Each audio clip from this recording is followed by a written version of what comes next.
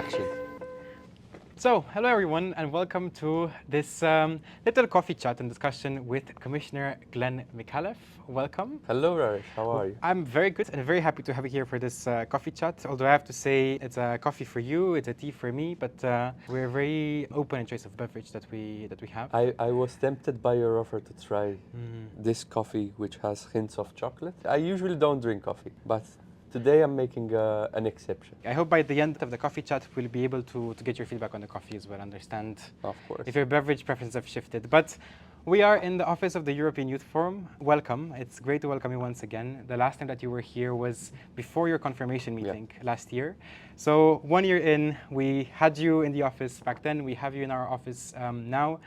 I know you're no stranger to youth organizations, though, so I know this isn't the first time for you that you are in a youth space. Also, before your appointment as commissioner, you were engaged in youth organizations yourself. I was wondering if you could maybe tell us a bit more about that. How was your life impacted, shaped, changed by youth organizations, and actually, which organization were you involved in? So I was active in youth organizations from a very young age. When I started, it was mostly in cultural and sport organizations. And then I moved more into youth advocacy as I grew older, especially in university. It started when I joined a media organization. So it was an organization that was on campus at the time, producing a newspaper, bringing to light several issues that were affecting young students and students in post-secondary and in tertiary education, from pressures related to exams, to issues related to the support that students were receiving, and to transportation issues, how hard it was to commute to university and back. From there, I moved to a students' union.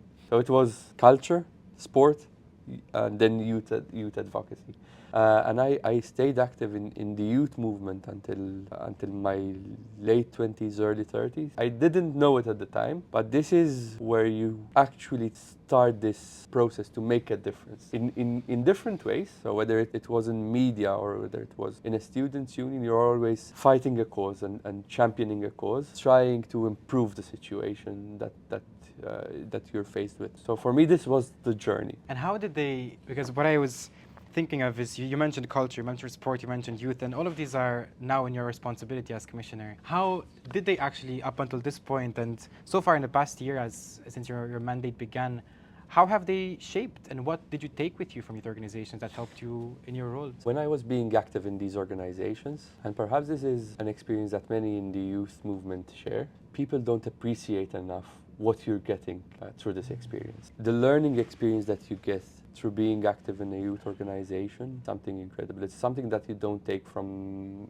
any lecture, any part of the formal education system. And it gives you a flavor of what you face in everyday life. Hardship, trying to find the resources to make it in the youth organizations, trying to find the support that you need or the space that you need to communicate and to bring to the forefront the different issues. And this appreciation that I got from my experience in youth activism, I think helps me understand a little bit better what the sectors that I'm working with go through on a daily basis. Our world is in a very interesting place right now. Europe is in a very interesting place right now. We are seeing an increase in polarization. We are seeing an increase in attacks sometimes on our democracies. And we understand youth organizations, and I'm very happy that you mentioned it, as spaces where young people learn democracy, right? Where young people develop democratic competencies. So in this complex context that we're going through at the European level, at the national level, and so on, that the European Commission is navigating, what role do you see for youth organizations in terms of strengthening our European democracy, in terms of strengthening democracy at all levels? Our democracy in Europe is one of our greatest strengths. But democracy is not static. Democracy is living, and it requires continued investment. So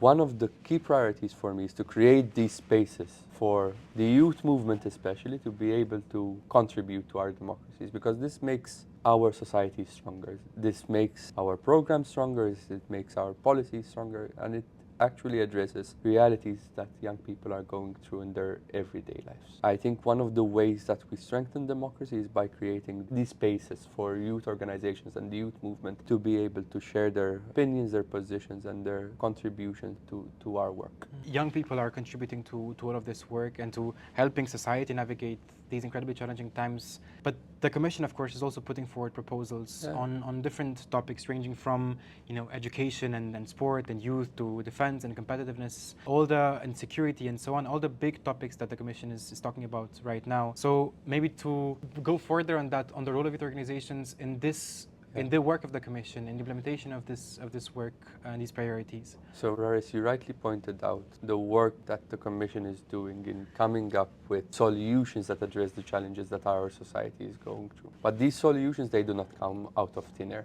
These solutions are most often the result of a collaborative process, a process that involves many stakeholders in the design of these initiatives. And my priority there, and the priority that this college in particular has been advocating for, is involving the youth movement and the young people in all these discussions in a structured and organized way. And we've been doing this in different ways. I can mention here, for example, initiatives like the Youth Check, where we screen upcoming initiatives for their impact on youth, and we see how we can incorporate their feedback into the proposals that we adopt. The youth policy dialogues, where myself and my colleagues in the College of Commissioners have been having engagement on our work with young people directly. The EU dialogue, which of course you know very well and many youth organizations know very well, because it's the largest consultation platform for young people in the world, bringing through a structured process their views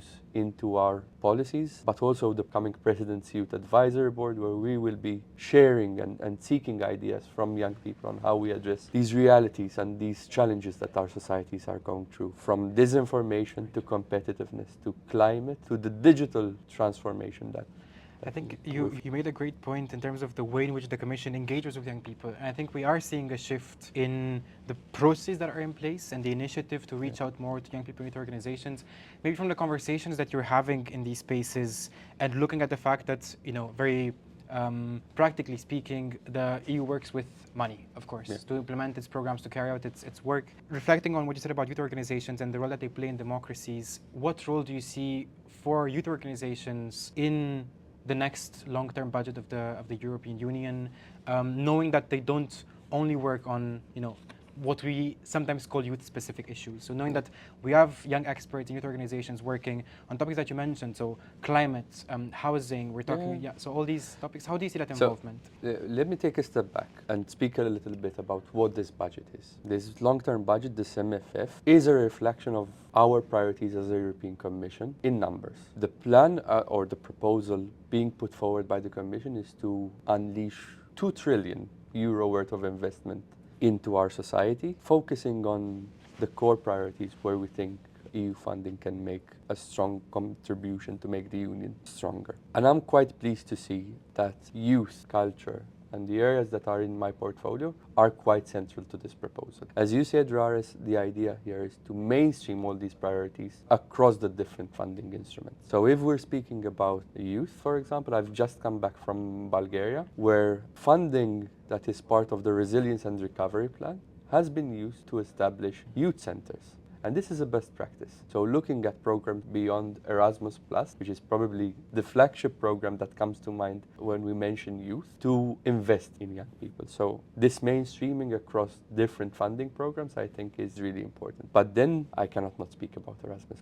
Sorry. Before we get to that, what you said is very interesting in terms of mainstreaming throughout the long-term budget. I think maybe if you want to speak a bit about what the budget is as an instrument, because maybe not everyone understands how it works. So the budget is a 7-year plan where we allocate resources to finance different funding priorities, reflecting the challenges that we face. So for this 7-year period, the Commission has put forward a proposal to invest €2 trillion, I mentioned earlier, addressing issues from climate change to competitiveness to defense and the promotion of peace across the world. And in this, we recognize that young people play a crucial part. This has to be mainstreamed across all the funding instruments. And you see a role for youth organizations in this? Youth organizations and the youth movement more generally can contribute to stronger societies, more democratic societies, and societies where our values are transformed into concrete actions. I think we can take that away as a line or as a good principle or good message. You mentioned Erasmus+. we can't not talk about it, right? It's a big topic. It's a hot topic right now, and for good reason.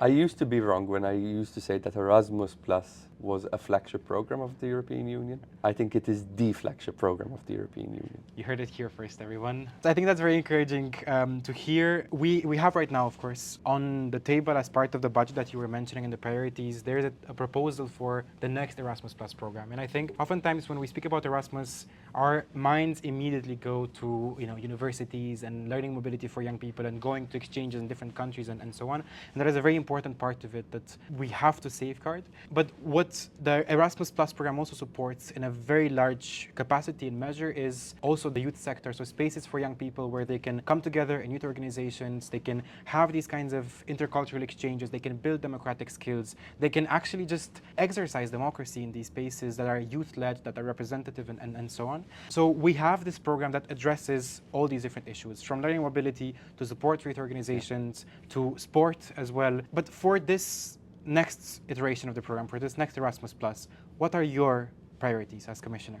Erasmus Plus is soon going to turn 40 years, and it's been one of the most beautiful successes of what European cooperation could do. Through Erasmus Plus, we have had more than 15 million beneficiaries. These are young people who have become ambassadors of the European Union and of our values in society. So this creates a huge multiplier effect in terms of promoting stronger, more democratic, more inclusive, more coherent societies. So the benefits of this are undoubted and unchallenged. As a program, we recognize as a European Commission its importance, and actually we make, in this proposal, we put forward much more resources, much more funding to continue to invest in these priorities, from mobility opportunities in formal learning environments to non-formal learning experience. Some of the projects that have been financed by Erasmus, like Discover You, give young people, young citizens in our societies, the opportunity to learn, to experience different cultures, to create meaningful connections, and to become better citizens. And that has also a value that is quite strong. Now, it's also an instrument that empowers the youth movement, empowers youth organizations, give them the opportunity to champion causes, to become advocates in different areas, in different fields, and that is bringing an added value to our democracies and our society. So this is, I think, one of the added values of the program that we want to make stronger also to the next iteration of the program. So then you agree with our principle and our slogan, more Erasmus, more Europe. More Erasmus, more Europe. So moving forward, with the next Erasmus Plus, I think we get a sense of very clear prioritization from your end as Commissioner on the learning mobility opportunities for young people, on spaces that can really develop democratic skills. But my question would be, from the youth organization side, how do we ensure that in the multi-annual financial framework as a whole, so in the next long-term budget as a whole, but specifically for Erasmus Plus, how do we make sure that the ecosystem of youth organizations and youth civil society is not only protected but also supported, and that we see it so often when budget cuts happen, youth organizations and young people are the first ones to suffer across the board. So whether we're talking about social policy or youth policy and support for youth organizations. So how do we make sure this does not happen with the next long-term budget, with Erasmus in particular? How do we make sure that we protect, or how is the Commission planning on protecting this youth ecosystem as well?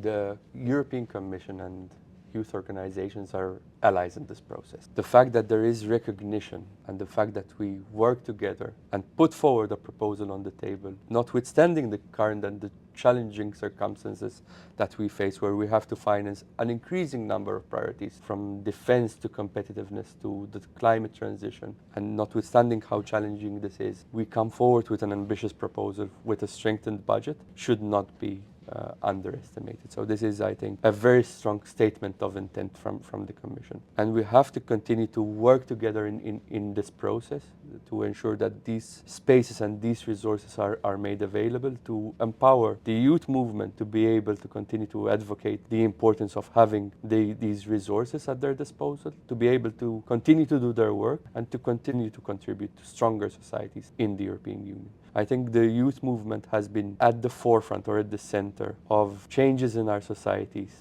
that have been positive, that have contributed to healthier environments, to more peaceful societies.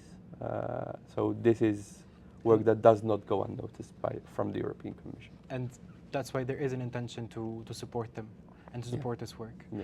I think this is good to hear. I think on the topic of recognition and in general the health of youth organizations and civil society as a whole is a very clear indicator of where our democracies are.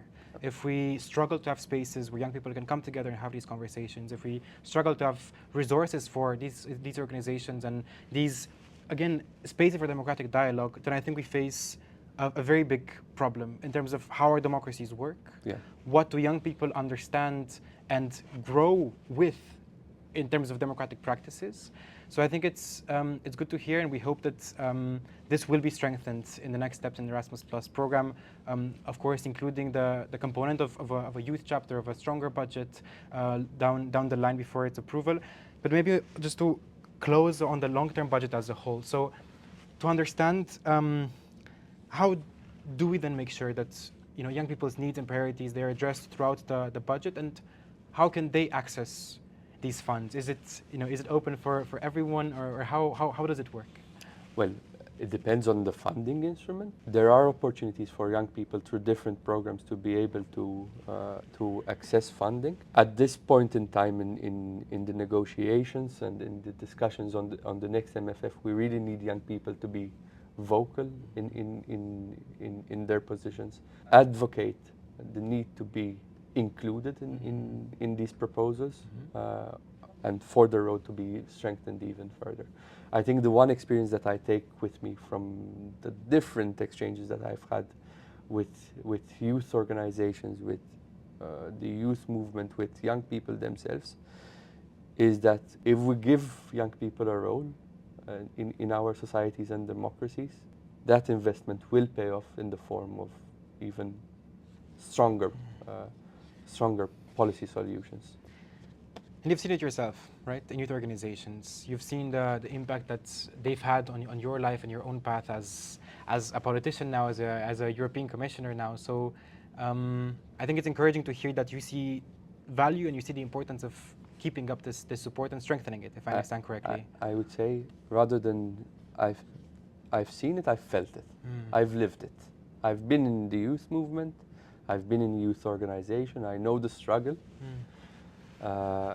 I know the value of the work. I know what the younger generation take from it, but also what they contribute through it. I think it's a very clear message of support for young people across the union and youth organizations, in particular in terms of how young people come together and how they organize and how they bring the issues that concern them to policymakers such as yourself. So having a support for the sector, I understand, is a priority for you and hopefully for the entire Commission.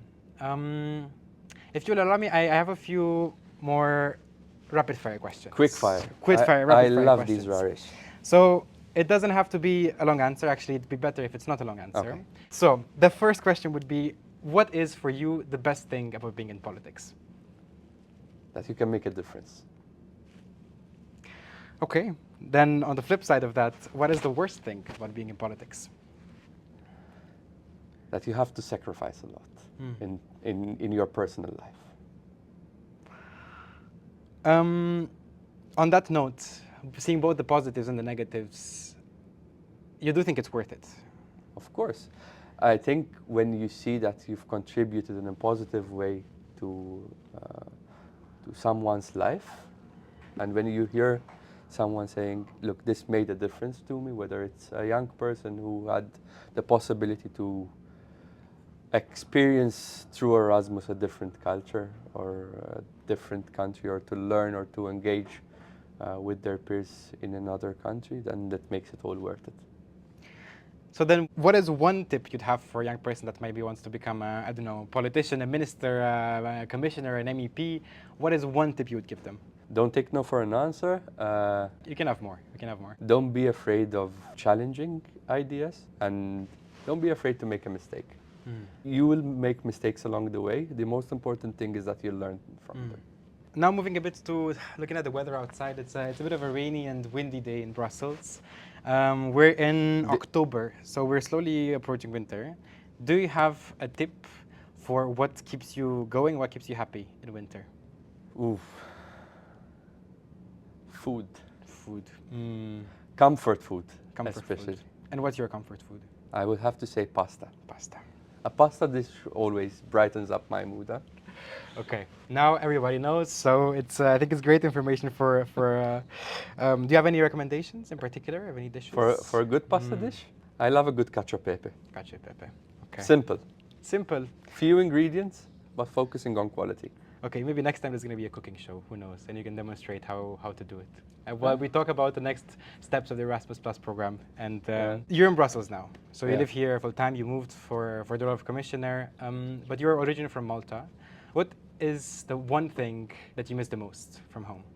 I would have to say the climate and the weather. Huh? I mean, we're in Brussels that you mentioned just a few minutes ago that it's raining and cloudy. In the Mediterranean, it's a little bit different.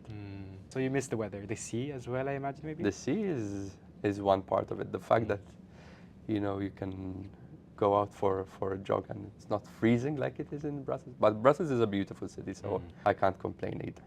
So I think we covered quite a bit. So we went from the role that young people play in our democracies and youth organizations in general in Europe and across our continent, the role that young people play in the next long-term budget of the European Union, in the Erasmus Plus program. And I have to say, I really do think that in this moment, this commission has an opportunity to let the young people in the European Union know that they are seen, they are heard, and that their lives are priorities for European policymakers. But we're going to do now, to wrap up, we're going to do a bit of a non-formal education technique that I'm sure maybe you're familiar with. Yeah. So as we close, can you tell us what is one thing you take away from this discussion and one thing you'd like to leave us with? Okay, one thing I would take is that there needs to be a much more structured approach to the way we approach youth issues, that it's a matter of priority for all policy areas, that we give space and priority to young people. And the one thing that I would leave you with is maybe a call for young people to be vocal and to hold us accountable and hold us responsible to what we say. Well, you don't hear it every day that a politician tells you to hold them accountable. So I think we can take that message away, and in the spaces where we're active as young people, in youth organizations, in movements, in political parties as well, we'll do just that. Thank you so much for being here, Commissioner. Thank and I you for hope the you coffee. enjoyed the coffee. So what's your opinion? The coffee is good, but I prefer tea. You prefer tea. Okay. That's another one important conclusion. Thank you for being here in the Office of the European Youth Forum, and we hope to see you again soon. Thank you, Rareș.